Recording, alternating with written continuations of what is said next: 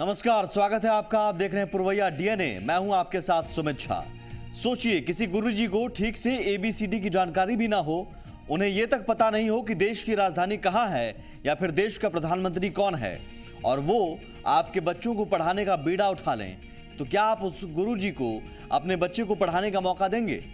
यकीनन आप कहेंगे नहीं। लेकिन बिहार में ऐसा पिछले 9 सालों से लगातार बेरोक-टोक हो रहा है। हजारों की संख्या में फर्जी डिग्री लिए गुरुजी हमारे आपके बच्चों के बीच अपने आधे अधूरे ज्ञान बांट रहे हैं। यानी अंदाजा लगाइए, इन 9 सालों में कितने लाख बच्चों को आधा अधूरा ज्ञान मिला होगा, और वो आगे जाकर क्या करेंगे, उनका भविष्य क्या होगा। लेकिन बिहार में सब कुछ संभव है, चाहे दीवारी पर चढ़कर नकल करना हो या फिर फर्जी डिग्री वाले गुरुजी से ज्ञान दिलवाना हो। आज हम इन्हीं फर्जी डिग्रीधारी गुरुजी का करेंगे डीएनए टेस्ट। साथ ही बात होगी उस रिश्ते की जिसे ना समाज और ना ही कानून स्वीकार करता है। बिहार में 3,51,000 नियोजित शिक्षक हैं, जिनमें से कई योग्यता नहीं होने के बाद भी पहुंच और पैरवी के बल पर शिक्षक बन गए। बहाली में फर्जीवाड़े का मामला सामने आया तो उसकी जांच की जा रही है। निगरानी के 8 डीएसपी और 38 निरीक्षक इस काम में लगे हुए हैं। एक शिक्षक के औसत 4 से 5 सर्टिफिकेट हैं। इस लिहाज से निगरानी को लगभग 15 लाख सर्टिफिकेट की जांच करना है। इस भारी भरकम काम को पूरा करने में 3 से 4 महीने का वक्त लगेगा। लेकिन इस बीच हाईकोर्ट ने उन लोगों को कार्रवाई से बचने की मोहलत दी है जो फर्जी डिग्री के आधार पर शिक्षक बन गए। उन लोगों को स्वेच्छा से इस्तीफा देना था। अब तक 1500 से अधिक शिक्षक इस्तीफा दे चुके हैं। 8 जुलाई तक इस्तीफा देने का आखिरी डेट है। उम्मीद है आंकड़ा और बढ़ेगा। बिहार सरकार के मुख्य सचिव, सीबीआई, गृह मंत्रालय, भारत सरकार, निगरानी अन्वेषण ब्यूरो, मुख्यमंत्री बिहार सरकार सभी को इसकी सूचना दिया कि बिहार में फर्जी प्रमाण पत्र पर शिक्षक बहाल हैं। बावजूद सरकार ने कोई कार्रवाई नहीं किया। तो सुना आपने, शिक्षा विभाग ने फर्जी शिक्षकों पर कोई कार्रवाई नहीं की। ये जानते हुए भी कि फर्जी डिग्री के सहारे फर्जी शिक्षक आपके और हमारे बच्चों को ज्ञान दे रहे हैं, पाठ पढ़ा रहे हैं, और याचिकाकर्ता रंजीत पंडित इन गुरु घंटालों पर कार्रवाई के लिए शिक्षा विभाग में गुहार लगाते रहे हैं। कामयाबी नहीं मिली, थक हार कर कानून का सहारा लिया और हाईकोर्ट का दरवाजा खटखटाया। रीट याचिका में यह बात उठाया गया कि करीब 40,000 जाली शिक्षक जो हैं फर्जी सर्टिफिकेट के आधार पर कार्यरत हैं। एक सीबीआई जांच कराई जाए जिसमें मुख्यमंत्री नीतीश कुमार और शिक्षा मंत्री जो रहे हैं 2006 से, उनकी भूमिका जांच की जाए कि जानकारी के बावजूद भी आपने इन शिक्षकों पर क्यों नहीं कार्रवाई की गई, और करोड़ों रुपया जो जाली शिक्षक जो प्राप्त कर रहे हैं वो बिहार को लॉस हो रहा है। और बिहार के शिक्षकों के जाली होने के चलते शिक्षा का स्तर गिरता जा रहा है। इसके बावजूद बिहार सरकार ने कार्रवाई की। रंजीत की मेहनत और दिनों की दलील कोर्ट में रंग लाई। कोर्ट ने शिक्षा विभाग के रवैये पर सवाल उठाया और फर्जी शिक्षकों पर कार्रवाई करने का आदेश दिया। तारीख पर तारीख पड़ती रही, लेकिन कार्रवाई के नाम पर कुछ भी नहीं हुआ। आखिरकार पटना हाईकोर्ट ने फर्जी शिक्षकों को 8 जुलाई तक इस्तीफा देने का अल्टीमेटम दिया। इस अल्टीमेटम का नतीजा ये हुआ कि फर्जी शिक्षक एक के बाद एक इस्तीफा दे रहे हैं। हालांकि शिक्षा मंत्री इसे विभागीय कार्रवाई का नतीजा मानते हैं। नहीं, अभी हम लोगों के पास, विभाग के पास ऐसा कोई आंकड़ा नहीं उपलब्ध है। माननीय उच्च न्यायालय के आदेश के आलोक में जो विज्ञापन प्रकाशित किया गया था, उसकी अंतिम तारीख शायद 8 है ना, 8 तारीख है। और 8 तारीख के बाद जिलों से आंकड़े आएंगे, तब हम लोग बता पाएंगे कि कितने लोगों ने सेवा का त्याग किया है या नहीं किया है, या वो संख्या कितनी है, या 8 जुलाई के बाद ही बता पाना संभव होगा। क्या बात है मंत्री जी, 2008 से हाईकोर्ट में मामला चल रहा है, तब कोई कार्रवाई नहीं हुई। 7 साल तक शिक्षा विभाग सियासत की चादर तान कर अंदर सोता रहा, और अब जब कार्रवाई हुई तो इस्तीफे में भी सियासी जमीन की तलाश शुरू हो गई। आशुतोष चंद्रा, जी मीडिया, पटना। बिहार में शिक्षकों की बहाली प्रक्रिया में फर्जीवाड़े की बात करें तो उसके पहले आपको शिक्षकों के बारे में थोड़ी जानकारी दे देते हैं। फिलहाल बिहार में 3 तरह के स्कूली शिक्षक हैं। हालांकि इन्हें आधा दर्जन नामों से जाना जाता है। एक जो कई सालों से परंपरागत व्यवस्था के तहत नियुक्त हैं, इनको वेतनमान दिया जाता है। इन्हें न्यूनतम 26 से 35 हजार रुपए तक मासिक वेतन मिलता है। इन्हीं के साथ पढ़ा रहे उसी विद्यालय में दूसरे शिक्षक नियोजित शिक्षक कहलाते हैं, जिन्हें वेतनमान की जगह नियत वेतन मिलता है। नियोजित शिक्षकों की व्यवस्था 2006 से शुरू की गई। 2006 में ही बहाल 1,04,000 शिक्षा मित्रों को नियोजित शिक्षक मान लिया गया। 2011 में शिक्षक पात्रता परीक्षा के तहत इनका नियोजन प्रारंभ हुआ। इन्हें अभी 9,000 से 12,000 रुपए तक महीना वेतन मिलता है। इनको पंचायत शिक्षक, प्रखंड शिक्षक, नगर निगम, नगर परिषद और जिला परिषद शिक्षक के नाम से भी जाना जाता है। पंचायत की ओर से नियुक्त शिक्षक पंचायत शिक्षक हुए। इसी तरह जिस निकाय से जिनकी नियुक्ति हुई वे उसी नाम के शिक्षक से जाने जाते हैं। तीसरे तरह के शिक्षक हैं वित्त रहित शिक्षक। सरकार ने इनको 2008 तक कुछ नहीं दिया। इसके बाद इनको अनुदान मिलना शुरू हुआ। यहां आपको बता दें कि नियोजित शिक्षक लगातार वेतनमान की मांग कर रहे हैं। उनकी मांगों पर सरकार गंभीर है। वेतनमान कमेटी ने जो प्रारूप तैयार किया है उसके मुताबिक नियोजित शिक्षकों को 5200 से 20,200 का वेतनमान मिलेगा। अलग अलग वर्ग के शिक्षकों के लिए अलग अलग ग्रेड पे तय किया गया है।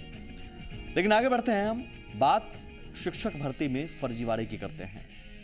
वर्ष 2005 में बिहार में जब एनडीए की सरकार बनी तो राज्य में टीचर्स स्टूडेंट्स के अनुपात को ठीक करने के लिए बड़े पैमाने पर शिक्षकों की नियुक्ति शुरू की गई। वर्ष 2006 में 1,04,000 शिक्षा मित्रों को बहाल किया गया। इसी साल 1,10,000 शिक्षकों की बहाली नियोजित शिक्षकों के रूप में की गई। सिर्फ प्रमाण पत्र देखकर इन लोगों की नियुक्ति कर ली गई। शिक्षक बहाली में आवेदकों की सुविधा को ध्यान में रखते हुए पंचायत, प्रखंड, जिला और नगर नियोजन इकाई बनाए गए थे। लेकिन जांच अधिकारी, नियोजन इकाई और फर्जी कागजात के आधार पर बने शिक्षकों का गठजोड़ इतना मजबूत था कि धांधली बेधड़क जारी रही। सरकारी निर्देश के मुताबिक ट्रेंड और अधिकतम अंक वालों को प्राथमिकता के आधार पर नियुक्त किया जाना था, लेकिन इस मामले में फर्जीवाड़ा किया गया।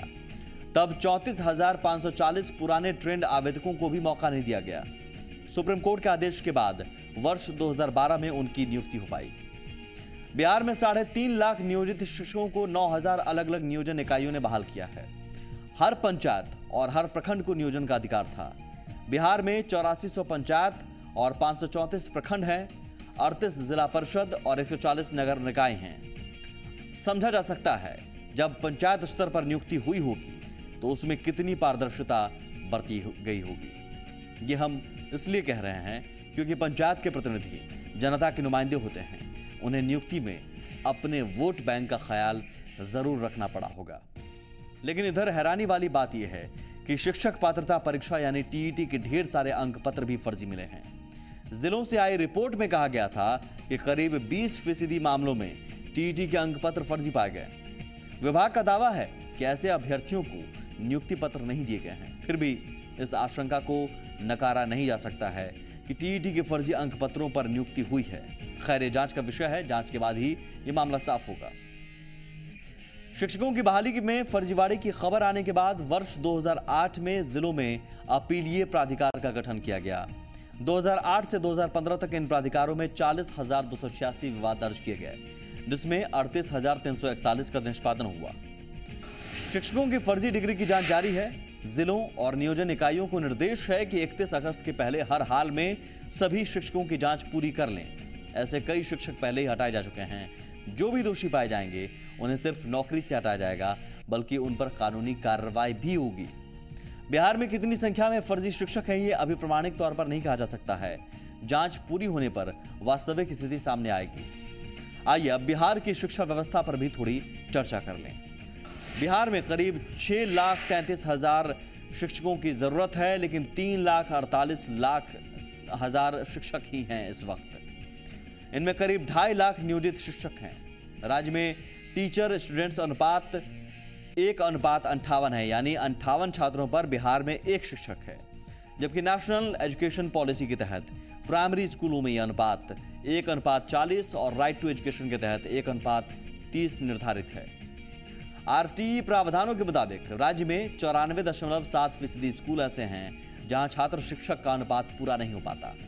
देश में 8.1 लाख अनट्रेंड शिक्षक कार्यरत हैं, जिनमें सबसे ज्यादा 1,73,167 अनट्रेंड शिक्षक बिहार में हैं। जाहिर है ट्रेंड शिक्षकों की भारी कमी है। बिहार देश में शिक्षा के निचले पायदान पर है। क्वालिटी एजुकेशन के मामले में हम दूसरे राज्यों के काफी पीछे हैं। सरकार को चाहिए कि वो इसे जल्द से जल्द ठीक करे, क्योंकि बिना शिक्षा राज्य का विकास नहीं हो सकता। एक छोटा सा ब्रेक लेंगे हम। ब्रेक के उस पार बात होगी गौमांस पर लगे प्रतिबंध की। गाय की तस्करी को लेकर केंद्र सरकार गंभीर नजर आ रही है और क्या अब कार्रवाई की जा रही है उसका भी डीएनए टेस्ट करेंगे हम।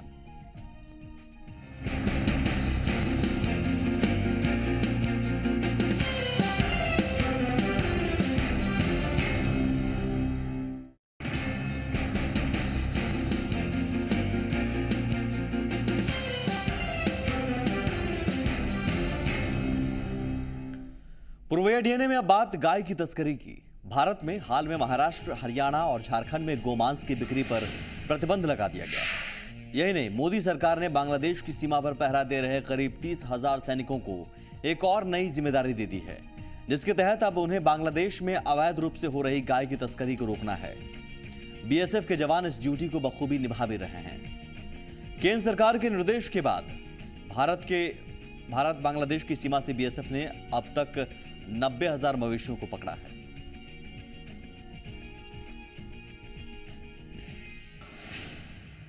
हमने वहाँ पर इतना अभी हमने क्या करा है कि अभी हम वहाँ पर 3 टियर्स में हम कवर कर रहे हैं बॉर्डर को।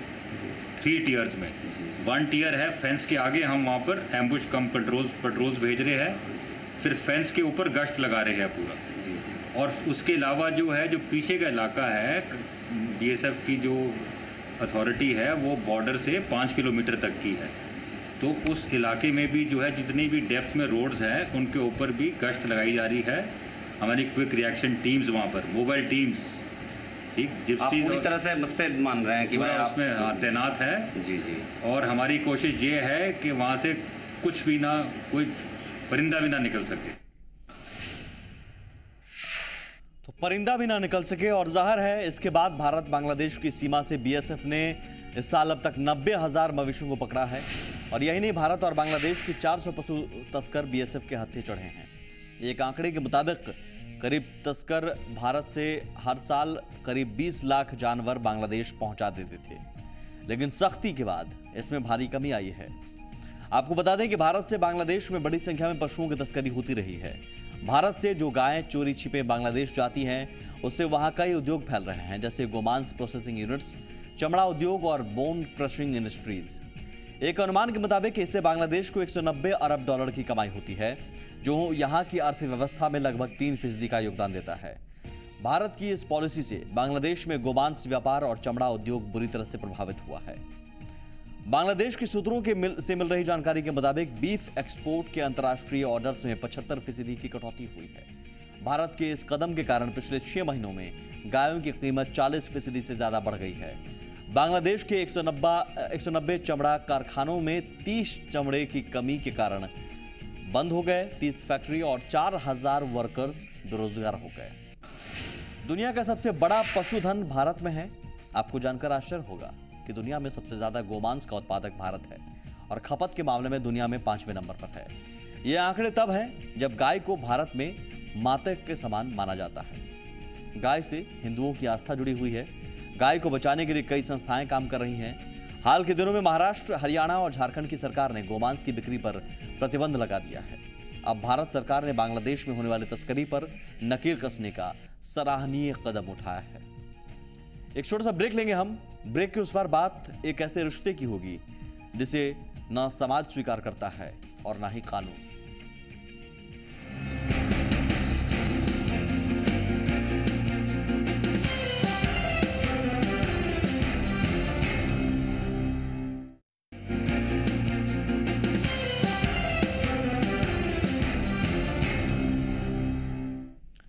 अब बात एक ऐसी खबर की जिस पर भारत ही नहीं दुनिया के कई देशों में विवाद है। उस पर सदियों से बहस हो रही है। कई देशों ने उसे कानूनी मान्यता दे दी है, तो 5 देशों में कानून का उल्लंघन कर मौत की सजा है। लेकिन प्यार एक ऐसी चीज है जो कानून और समाज की परवाह नहीं करता। तभी तो मधुबनी में 2 लड़कियां पिछले 3 सालों से एक दूसरे के साथ रह रही हैं।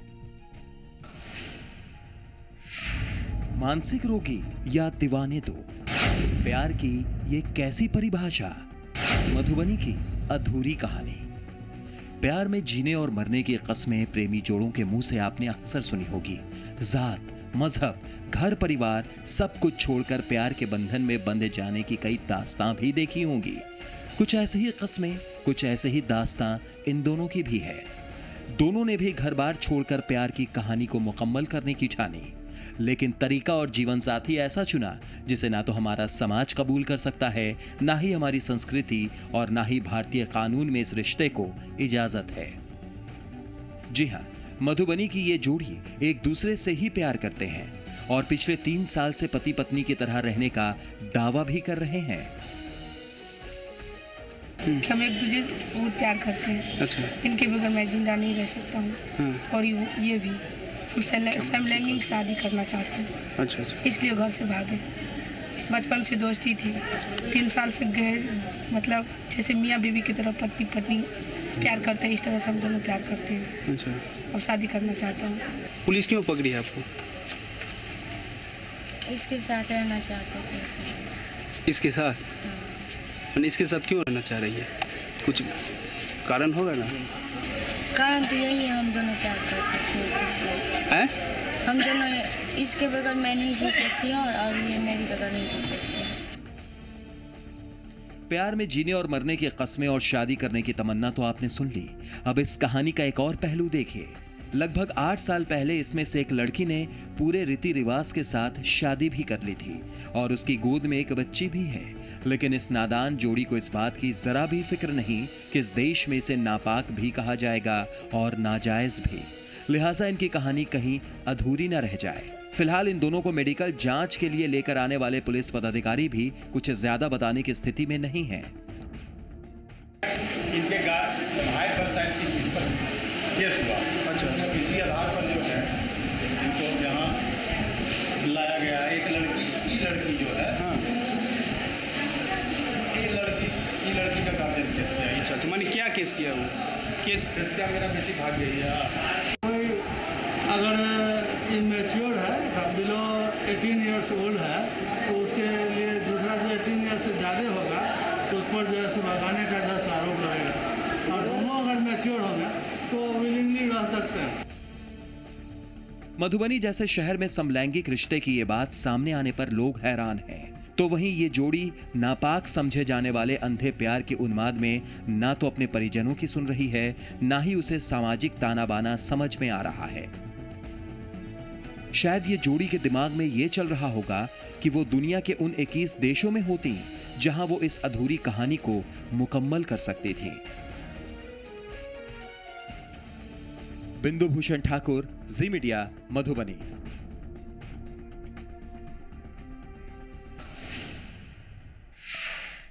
भारत में समलैंगिकता अपराध की श्रेणी में आता है। आईपीसी की धारा 377 के मुताबिक समलैंगिक संबंध साबित होने पर दोषी को आजीवन कारावास या 10 साल की सजा और जुर्माना दोनों लग सकता है।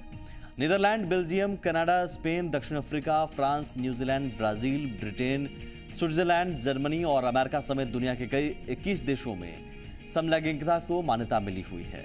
अमेरिका ने अभी हाल ही में इसे कानूनी मान्यता दी है, लेकिन दुनिया के 6 देश ऐसे भी हैं जहां समलैंगिकता पर उम्र कैद की सजा का प्रावधान है। वहीं अफगानिस्तान, सूडान, ईरान, सऊदी अरब और यमन समेत 10 देश ऐसे हैं जहां समलैंगिकों को सीधे मौत की सजा दी जाती है, जबकि 70 देश ऐसे हैं जहां समलैंगिक लोगों को जेल में डाल दिया जाता है। भारत में समलैंगिकता को कानूनी मान्यता दी जाए या नहीं, इस पर सालों से बहस चल रही है। 2009 में दिल्ली हाईकोर्ट ने धारा 377 को पलट दिया था, लेकिन दिसंबर 2013 में सुप्रीम कोर्ट ने दिल्ली हाईकोर्ट के उस फैसले को निरस्त कर दिया था और कहा था कि 1860 का कानून अब भी वैध है। समलैंगिकता को कानूनी मान्यता दिलाने की मांग करने वालों का अपना तर्क है और विरोध करने वालों का भी अपना तर्क, लेकिन व्यवहारिक तौर पर इसे जायज ठहराया नहीं जा सकता है।